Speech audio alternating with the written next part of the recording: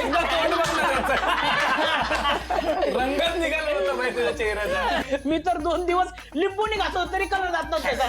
कपडे म्हणजे चेहऱ्याला रंग तसाच. हा भाई रंग नव्हता तो ऑइल पेंट लावलेला याने.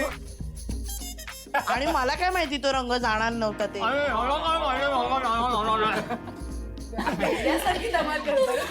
अहो हे तर काहीच नाही सीताई. तू मला ना एकदम खतरनाक किस्सा सांगतो आशू आणि शिवाचा.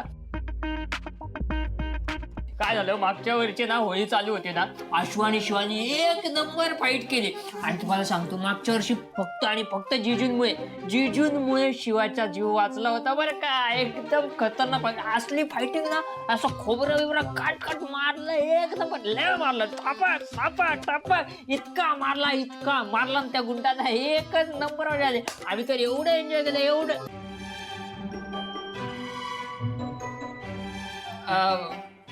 नाही पण सीताई म्हणजे आशूला काहीच झालं नाही.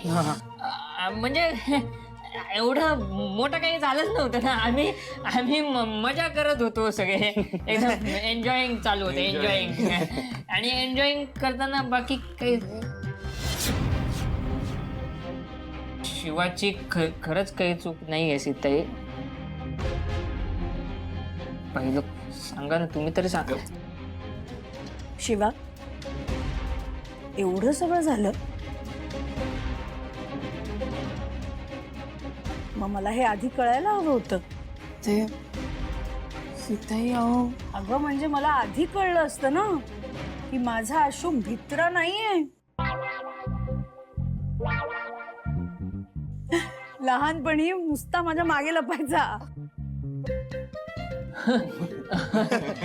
असं म्हणून तुम्ही चिडलात.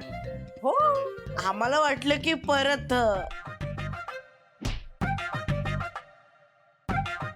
काय परत काय.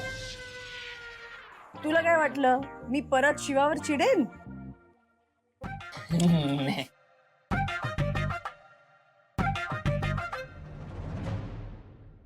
अरे एवढी शिवाची गँग इथे असताना माझी काय हिम्मत आहे चिडायची तिच्यावर.